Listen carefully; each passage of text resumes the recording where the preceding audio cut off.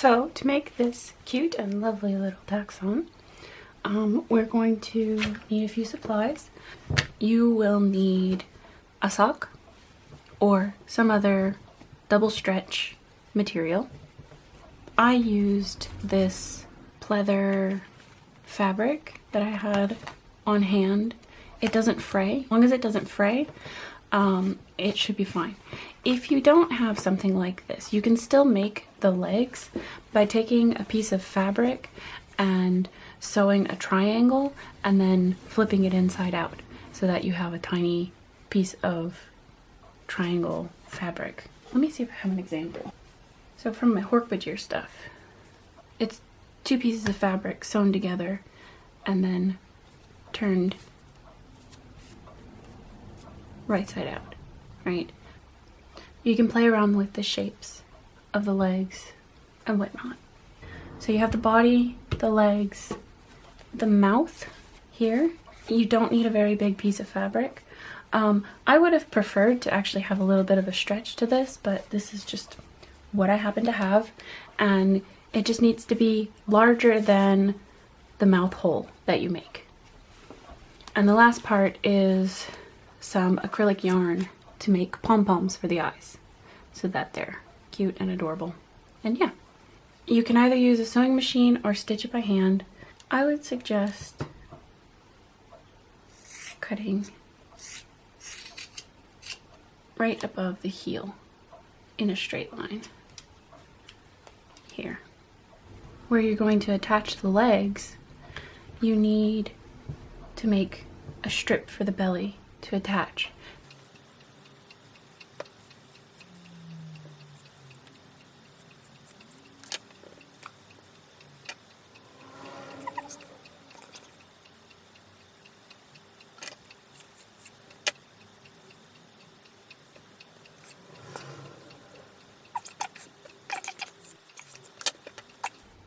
So you've got your rectangle and your other rectangle. This is the belly and this is the body, basically. You will want your legs out of this fabric. So, I'm going to take a strip, cut it in half. I'm not being very precise on this.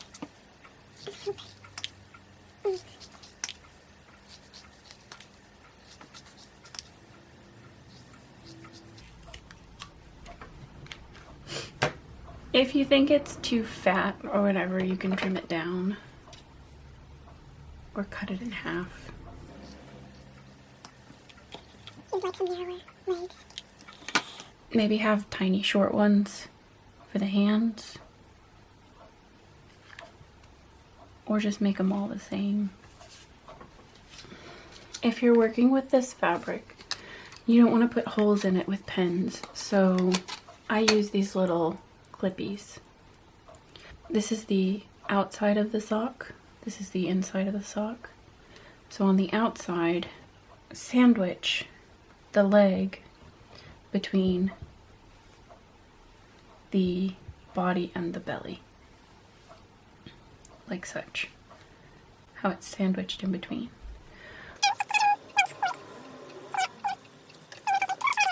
You're going to want to make sure that you don't put it all the way to the edge, and you don't want to put it all the way to the edge on the front either, because you need a little bit of space for when you're sewing this together and when you're sewing this on the inside. So make sure, you know, you have enough that's going to be tucked inside plus a little bit of a space. Enough that's going to be tucked inside plus a little bit of a space. I can go up a little bit more. I'm going to sew mine on a sewing machine, but you can also do it by hand. However, if you're going to do it by hand and using pleather or leather or something that's really hella thick, you might want to pre-punch some holes into here so that whenever you're stitching you can go through those holes. Do it by hand, you need to use a back stitch. So it's 1 stitch forward, 1 stitch back sort of thing. You can look up a back stitch online anywhere easily. I will sew this now. In between, I have, I only got 3, so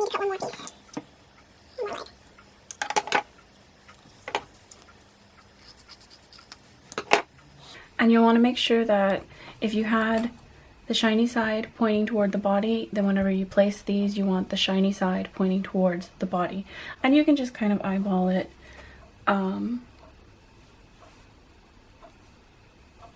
Where you want it to go. If your legs are so long that it's sticking out past this point, you're going to want to fold these back out of the way. Probably whenever I try to go to match this together, it's going to want to push these legs out into the seam, and you don't want that because you don't want to sew those legs together. Okay. Maybe I'll clip these down first to hold them here. And then you're going to want to take the inside of this so that they're sandwiching together.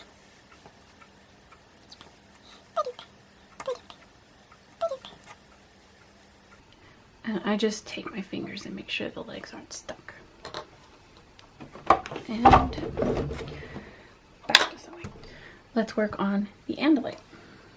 The Andalite is so much easier. My Andalite only has extra eyeballs and a tail because I did not want to put too much effort into this. I'm trying to design something that I can be able to make quickly so that I can sell it for cheaper. Hand stitching will always increase the amount of time and therefore increase the amount of moolah it takes. What you're going to want to think about is, are you just wanting to add a tail and eyeballs, or do you want to try to add little hooves? Because you can. I'm going to attempt to try to add little hooves this time. And so what we're going to want to do is, you have your Taxxon, and the head of the Andalite is going to be here. So the butt where they're going to attach is going to be here. And so that's where I'm going to cut it off. Okay. So this is the body of your Andalite. Quick, easy, done, la.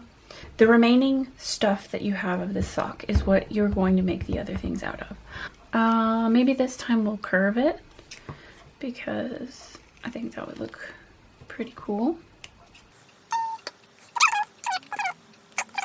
No, cut the tail blade out first. Because this width is what's going to determine your tail size. I guess it's both stretchy, by the way. So, you're going to want to think. Let me think. I want a tail, 2 eyeballs. What are those? What if we do...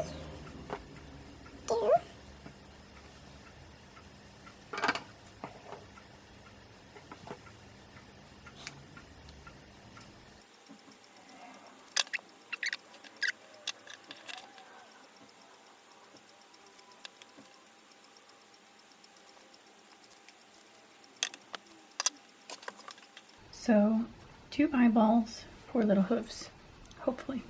But you're going to want to turn the tail inside out and then tuck your tail blade backwards in there.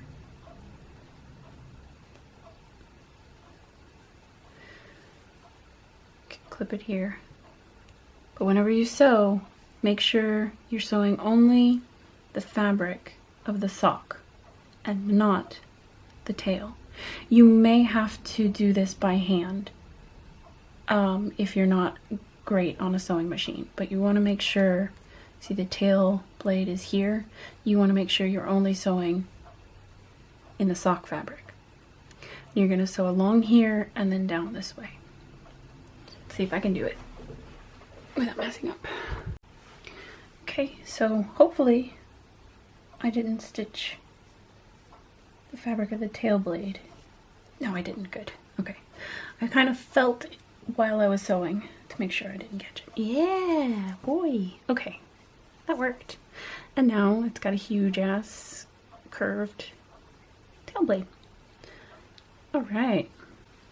And then you do the same thing. You're going to want to turn them inside out, so straight, and flip it right side out. Okay, and I'm gonna shove this up into the eyeball.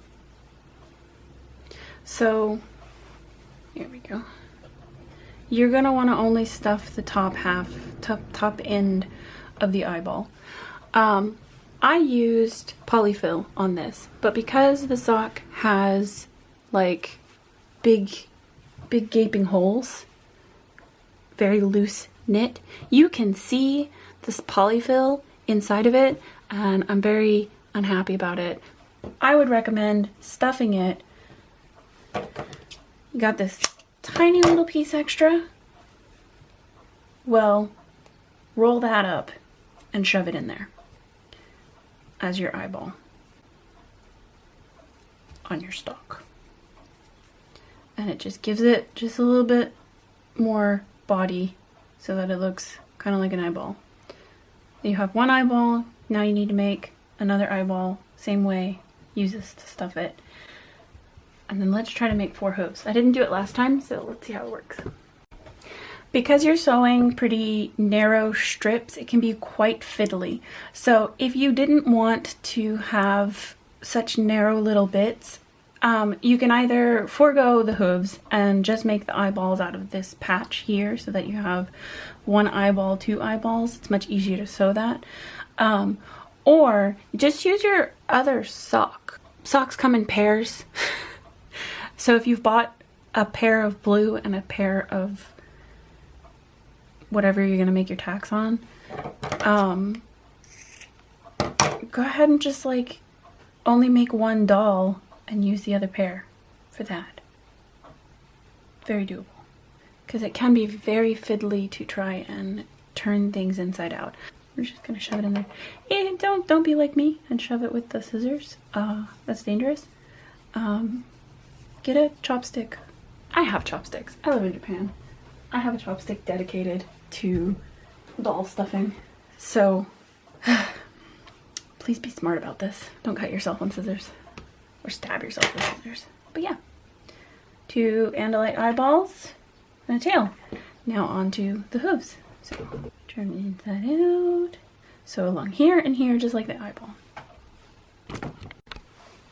Okay, so you have your Taxxon and you have your Andalite body, and then you have the other appendages, the eyeballs, the tail. You can set those aside and then you got your 4 hooves. That's your front and that's your back. So you're gonna put your 4 little hooves, and these 2 are longer, so I'm going to put them in the front. You're going to want to point them upward, like such. Okay, so that's the front. We're going to put the little hooves on the back. Oh, and the tail. Stick the tail in the middle.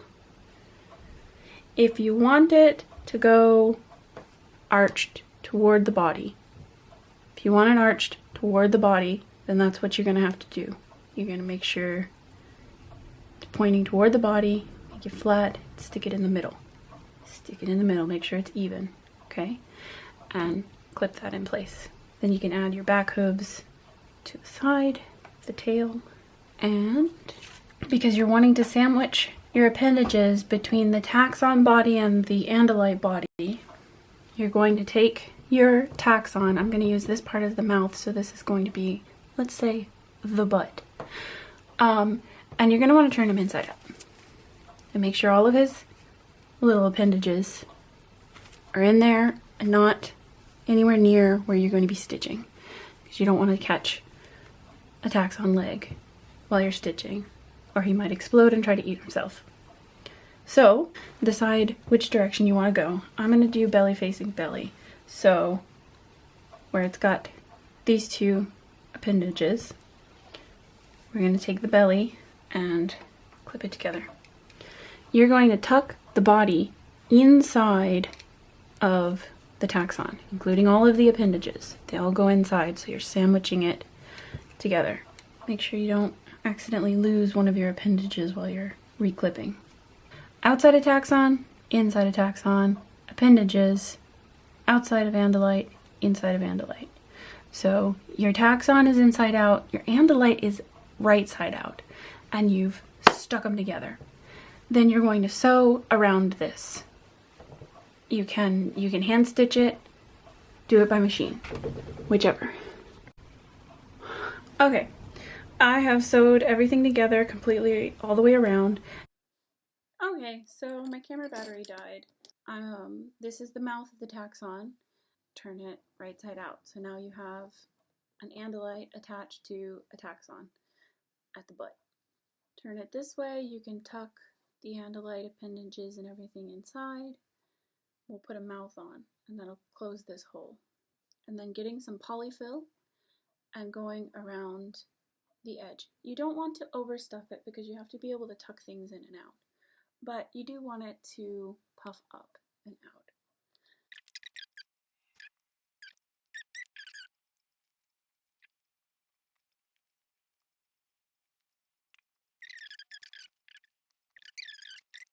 Before you finish the last stitches, stuff the rest of the stuffing in there. This is not stretchy, this is, so it's going to wind up making rivets and divots, and you kind of have to hand stitch this. It adds to looking like teeth. You could possibly add teeth if you have a fabric that doesn't fray, or if you make a zigzag, you could add teeth along here while you stitch this together. So like maybe a row of white teeth. What you're going to want to do is you can start by sewing it on the outside. That's what I do. And then whenever this point starts pulling, flip it underneath and then just tuck this under and hand stitch, tucking, folding this under, and stitching on the outside of the fabric. Okay, if you want it to be more precise, you could draw yourself a line. You could trace a circle and then trace a smaller circle inside of that circle so that it's all even. But it did not do me any good doing that on here because it just, non-stretch with stretch, it don't matter. So eventually you're going to end up with something like this. And right at the end before you finish, you should stuff some more in here. Flip it on out, see how it looks, see if your Andalite looks any cooler, all that jazz.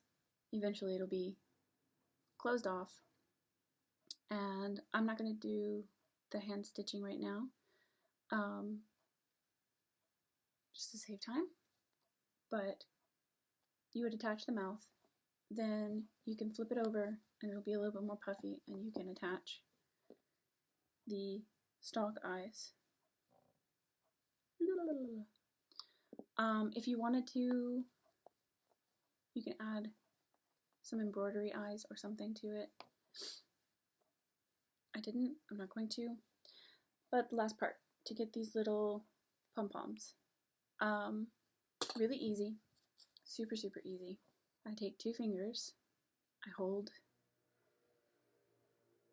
and I just wrap around my fingers. And the reason why I gave space between my fingers is at the end you're going to have to slide your fingers out. Possibly put a piece of thread in between. The more dense it is, the more likely it is going to puff up like a perfect little ball. So I am just going to, I'm not going to do that. I tried that last time and it didn't work. I'm going to cut this off. Take another piece of thread and shove it in between your fingers. Okay. Between here. And what I like to do is twist it once and then wiggle your fingers out. It should already be right in the middle. You're going to want to pull it as tight as you possibly can. This yarn, acrylic yarn, the other one I have is also acrylic. I don't know what's wrong with this one, but it's slipperier. It has more of a silky feel to it. And because of that, it likes to slide on itself, and the pom-pom comes apart. So this is not a good yarn. It was the same price as this one. They're both acrylic. both bought from the same place, but this one's just crappier. I don't know. So try different things. You're gonna want to try different yarns if it doesn't work out. But what you're gonna want to do is tie it around the middle. I keep these long. I hold on to these 2 threads that I use to tie the pom-pom together, and then I just go from here and start cutting, trying not to cut the middle piece, the middle threads, tying it around in the middle, and cut it into a circular shape. Some people go through and they cut it and then they shape it after that, but I mean, you're going to be cutting this all off anyway. You want a pretty small ball so that it expands out enough to make it roundish. Trying to easily pull itself apart like that. I would go through and add a dab of glue, like some watered down. I have water and just school glue mixed together. Maybe it's wood glue, probably wood glue. But it should hold the threads together more on there. But you could also get a chopstick or some kind of stick, something narrow enough that can go through the fabric like such and pull it through like that. That's also an option. It'll be harder over here. I use the needle because I also put it through the fabric of the mouth, so that it stays attached better. I just didn't tie it off well enough. So, but anyway, yeah, your Taxxon looks like he's got Andalite features, but tuck those up inside and you've got a Taxxon, and flip it out, then you've got an Andalite, and you just gotta add your eyeballs and you're done. Yeah, so that's my tutorial. Bye. Oh, I'm doing this wrong. You're gonna want to take your tail. Oh, dang, I wasn't recording. I don't know how much I wasn't recording. Dang. On my Hork-Bajir, turning the pieces inside out takes about an hour, because there are 6 finger toe digits, and then some more